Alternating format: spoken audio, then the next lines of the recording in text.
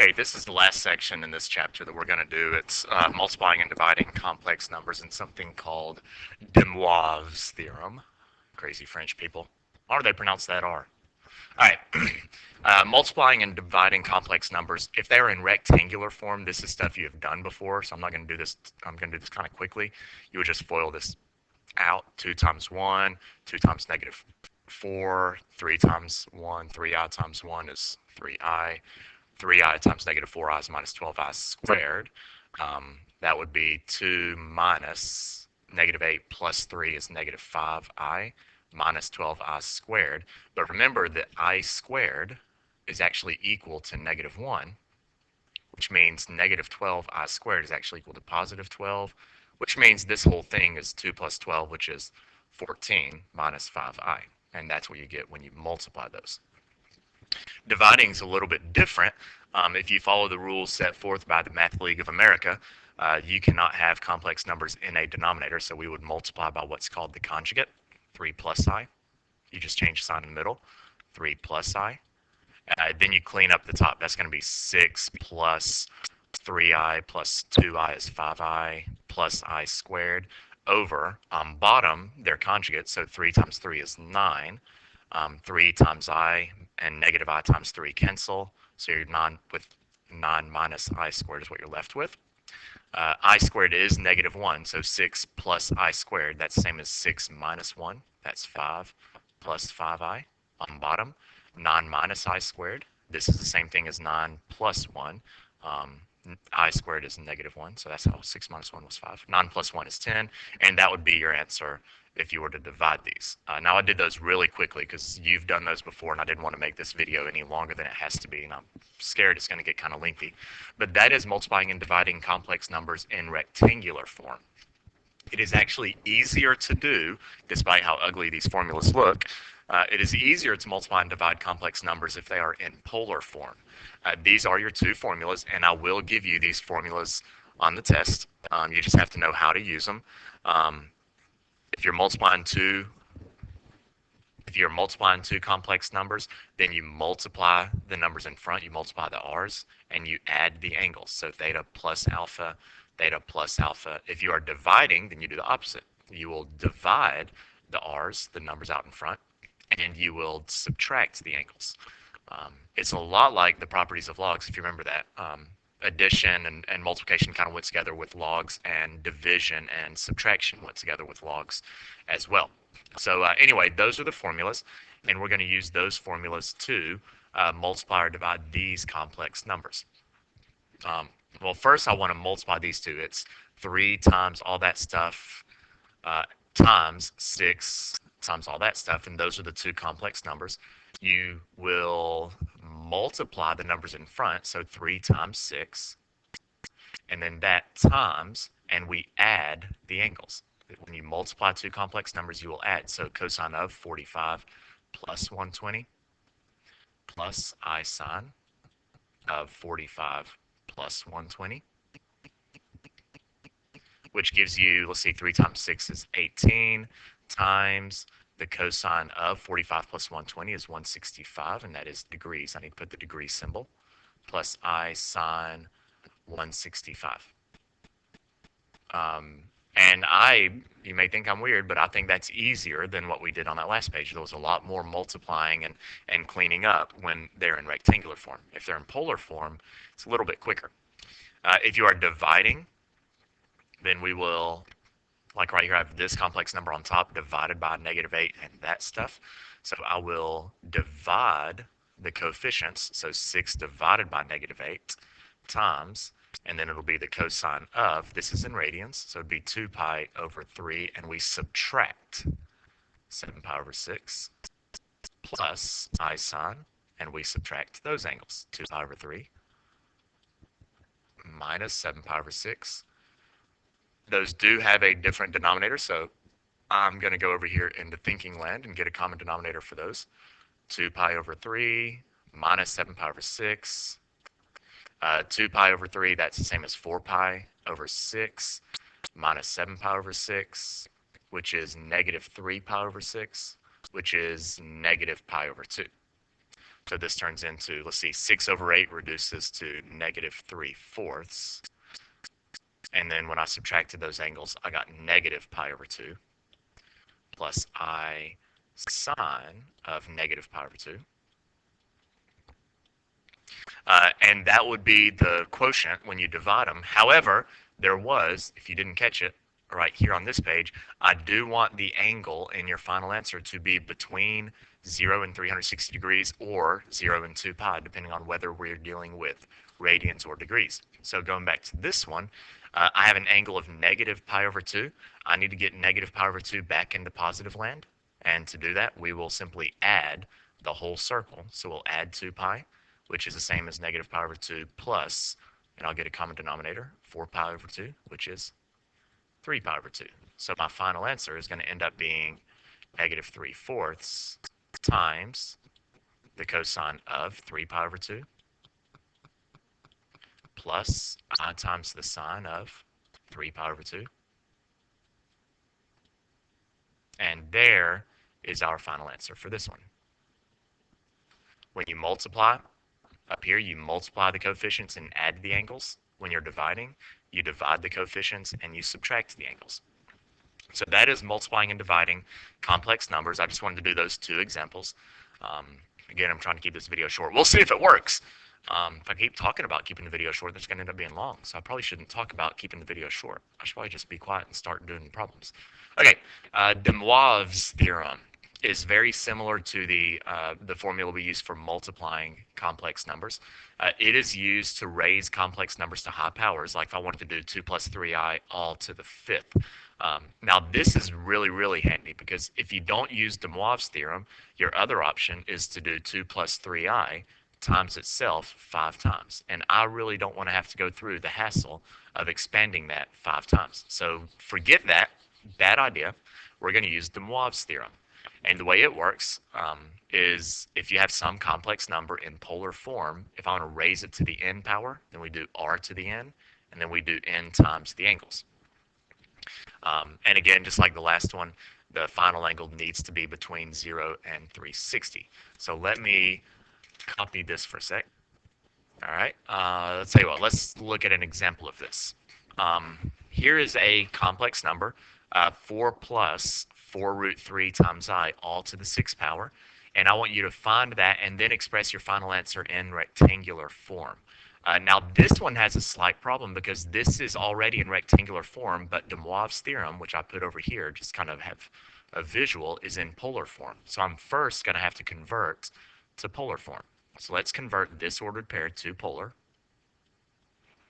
And we did that in class the other day. That means I need an r and a theta to go with this x and y. And if you remember, r is equal to the square root of x squared, which is 4 squared, plus y squared, which is 4 root 3 squared. And then we'll clean that up. So the root of 4 squared, that's 16, plus 4 squared is 16, the square root of 3 squared is 3. And when you punch that in the calculator, you will get the square root of 64, and r ends up being 8. That's nice. So there's my r. I do need to find theta, so there's my work to get r, my work to get theta. I like to do x equals r times the cosine of theta. So I will say 4, which is my x, equals r, which is 8, cosine theta. And if I divide both sides by 8, I get 1/2 equals cosine theta. And that's nice because 1/2 is all over the unit circle. If we look at the unit circle, I need cosine to equal 1/2. That happens at pi over 3, or we'll say 60 degrees. It also happens down here at 5 pi over 3, or 300 degrees. Now we have to make sure we choose the right angle. If you look here, my x and y are both positive, positive 4 and positive 4 root 3. So that means I'm going to be in the first quadrant, which means I need to choose the angle that is in that quadrant. So we'll go with 60 degrees. And now I've changed my polar number, I've changed my complex number to the polar form. R is 8, and my angle is 60 degrees. So it's 8 cosine 60 degrees plus I times the sine of 60 degrees. and we're going to raise this to the 6th power. So now I would use my DeMoivre's theorem. Z to the 6 is going to equal, okay, first we do 8 to the 6th power, which is some big number, and then we'll do cosine of 8 times 60 plus I times the sine of 8 times 60, and we'll clean that up. So I'm going to punch this in the calculator real quick. And this is what you get. I had to punch in 8 to the 6th power. You got 262,144. So there's my 8 to the 6. And then 8 times 60 is 480. So this is what we get for z to the 6th power. The problem is you don't want angles that are outside of your normal unit circles. So 480 degrees is too big, so I'm going to subtract 360 degrees to get me back in my unit circle. And when I do that, I get a final answer of 262,144 times the cosine of, and 480 minus 360 is 120 degrees, plus I times the sine of 120 degrees. Are we good? Are we good? Are we good? So there we did the hard part. Now, something that I forgot is I did want you to express your final answer in rectangular form. So I want to take my answer and I need to convert it to rectangular form. I'm in polar form now. So here's how we're going to convert this back to rectangular, and it's actually not too bad. Let me shrink this stuff up here. Probably could have paused the video while I was doing this, make the video a little bit shorter, but I didn't. So I'm just going to sit here and talk about how I should have made the video a little bit shorter, but I didn't.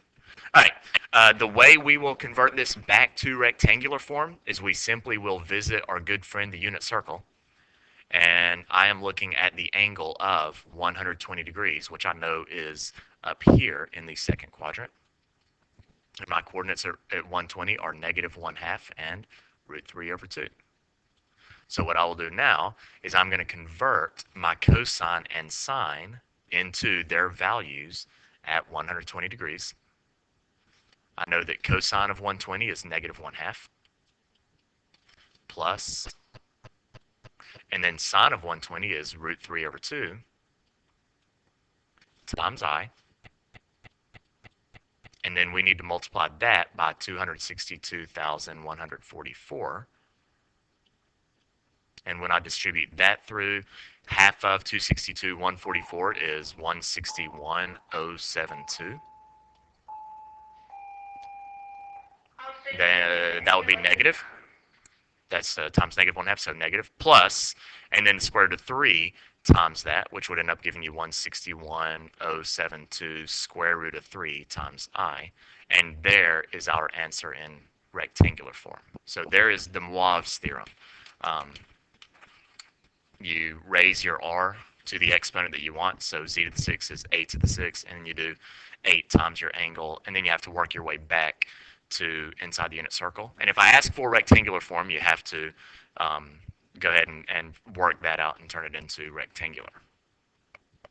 All right, so let's see. I have one more thing here. By the way, I just paused the video for like 2 hours, so I really don't remember what I was just doing.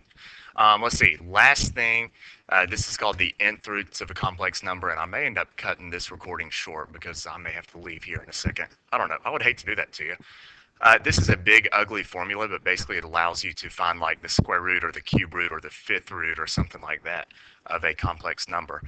You have to start with something in polar form. You cannot do this with a... I'm out of breath. I just ran up some stairs. You can't do this with a complex number that's in rectangular form. But whatever root you wanted to find, this is the formula. Whether you're in radians, see the 2 pi k, or 2 pi is the same as 360 degrees. So you could use this degree formula also. If you wanted to find, say, the fifth root, if I wanted the fifth root of z, then I would simply plug in 5 for all of these n's in the formula. And the k, and that's what I have down here, the k goes up to 1 less than the root. So if it were the fifth root, then I would use k values of 1, 2, actually it starts with 0. 0, 1, 2, 3, and 4. And I think I just saw, I don't know what's going on. Anyway, so there's the formula we're going to use, and I'm going to do this very quickly because I am running low on time. Okay. Um, let's see, look at this problem. All the complex fourth roots, so that means n is going to be 4, called the fourth roots. N is equal to 4, and that also means that k is going to equal 1, or 0, 1, 2, and 3. And I need to probably go in here and plug in, add 0 to the list of things I'm going to plug in for k. And then what I'm going to do is, this is in degrees, so let's pull in this formula right here, that is degrees. And we'll use this formula. And the thing about this is you're going to get, if it's the complex fourth roots, you're going to get 4 different answers because you have to plug in 4 different numbers for k. And what I may do, since I am kind of running low on time, as if I hadn't said that enough in the last minute, I may pause this and work it out so it'll be in the video notes and it'll be at the end of the video. I guess I can work until students start to knock on my door. I don't know, this is crazy. So in order to use this formula, I'm going to shrink it up and move it kind of out of the way, but where I can still see it. I'm going to make a little chart. I'm going to make a chart where I have k, and then I need to know what theta, which in this case theta is 40. Oh, there's the first student. All right, so I'm going to plug in, let's see, theta is 40, so it's going to be 40 plus 360 times k divided by, and in this case I'm finding the fourth roots, so n is 4, and that's what I'm going to have to plug in. So I'll have 0, 1, 2, and 3, and let's plug in those values for k. All right, now my room is filled with students, so there's going to be a bunch of crazy noise in the background.